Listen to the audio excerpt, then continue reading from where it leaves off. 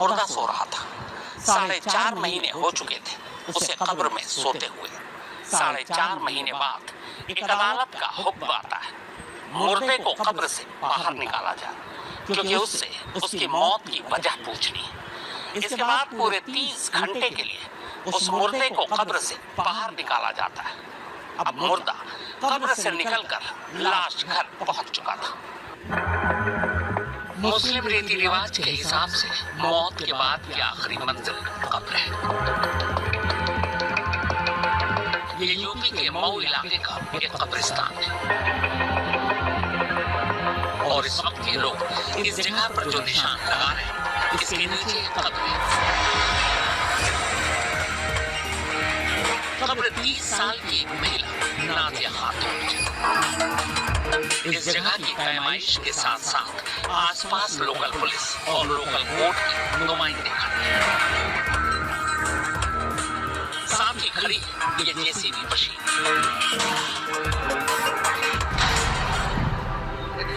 तारीख है 13 अप्रैल और वक्त हुआ है सुबह के 11 बजे। कोर्ट के नुमाइंदे की इजाजत मिलते ही अब जेसीबी मशीन हरकत में आती है और खुदाई शुरू हो जाती है। अगले 26 मिनट तक ये खुदाई जारी रही। 26 मिनट की खुदाई के बाद आखिरकार मशीन और इंसान उस गहराई तक पहुंच चुके थे जहां नाजिया लेटी थी। नाजिया की लाश अब बाहर निकाली जाती है। लाश समेत अब यहाँ से करीब 22 किलोमीटर दूर मऊ के इस सरकारी लाश घर में पहुंचा दिया जाता है। लाश घर में जब नाजिया खातून की लाश पहुंचाई तब भी तारीख 13 अप्रैल, लेकिन वक्त दोपहर के 1 बजे, यानी कब्र से बाहर आए हुए नाजिया को करीब घंटा भर हो चुका था। 13 अप्रैल की पूरी रात नाजिया अब इसी लाश घर में रहती है। अब 14 अप्रैल की सुबह हो चुकी थी। अदालत के नुमाइंदों के हुक्म के बाद डॉक्टरों का एक पैनल नाजिया की लाश का पोस्टमार्टम करती है। पोस्टमार्टम और लिखा पढ़ी करीब 6 घंटे गुजर जाते हैं। शाम 4 बजे एक बार फिर नाजिया इस लाश घर से विदा लेती है। अगले घंटे भर में वो वापस एक बार फिर से अपने परमानेंट घर पहुंच चुकी थी।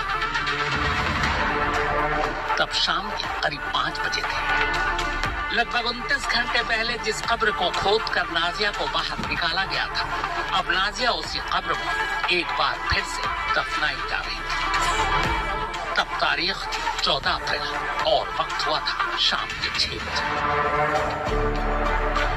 और इस तरह कब्र से शुरू हुआ लाश का सफर लाश घर से होते हुए 30 घंटे के अंदर इसी कब्र पर आकर खत्म हो जाता है।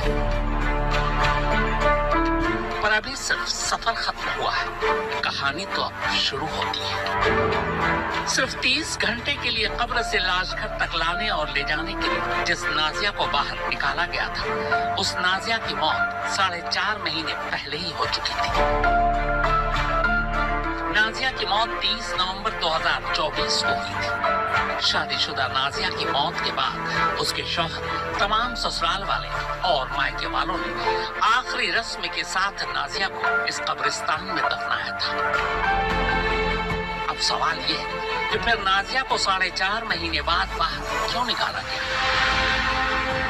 तो इसका जवाब है, जब नाजिया को इस कब्रिस्तान में दफनाया गया तब उसकी मौत हुई थी, लेकिन अब जब उसे बाहर निकाला गया तब उसका कत्ल हुआ।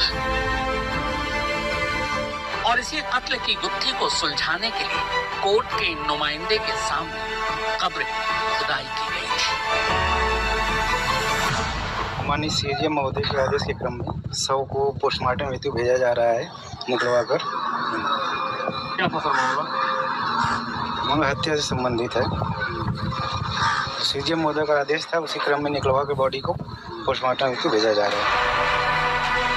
कब्र के अंदर की सच्चाई बाहर आए उससे पहले बाहर की सच्चाई और पूरी कहानी जानने के लिए पहले इस लड़की की बात सुननी जरूरी है, वो भी तफसील से। दवा के बहाने लिवा कर गया बड़हलगंज का सत्कार होटल में। मेरे साथ जबरदस्ती रेप किया, फोटो वीडियो भी बना लिया मेरा फोटो वीडियो भी बनाकर रखा था। जब मैं विरोध की तो कहा कि अगर ये तुम बात बताओगे अपने घर वालों को तो मैं फोटो वायरल कर दूंगा और तुम्हारे माँ बाप इस दिखाकर समाज में बदनाम कर दूंगा, कहीं तुम दिखाने लायक नहीं रहोगी। कौन था वो? कौन था वो? मेरे जीजा थे। क्या नाम था? अयूब। बहन के सामने ही मेरे साथ रेप किया।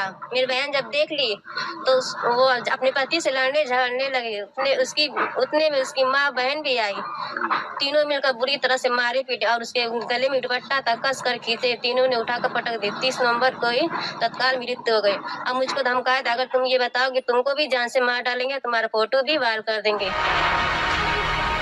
तो नायब तहसीलदार और इस लड़की की बात आपने सुनी। अब चलिए पूरी कहानी सुनाता हूँ। मऊ के घोसी कोतवाली की रहने वाली नाजिया खातून की शादी करीब 4.5 साल पहले अयूब के साथ हुई थी। शादी के बाद पीड़िता अक्सर अपने बहन के घर जाया करती थी। बीते साल नाजिया प्रेग्नेंट थी। इसी दौरान एक रोज अयूब बहाने से नाजिया की बहन यानी अपनी साली को एक होटल में ले गई और वहां उसके साथ जबरदस्ती की। इतना ही नहीं, उसने उस पल की तस्वीरें भी मोबाइल में कैद कर ली। इसके बाद धमकी दी कि अगर उसने किसी को कुछ बताया तो वो उसकी तस्वीरें वायरल कर उसके घर वालों को रुस्वा कर देगा।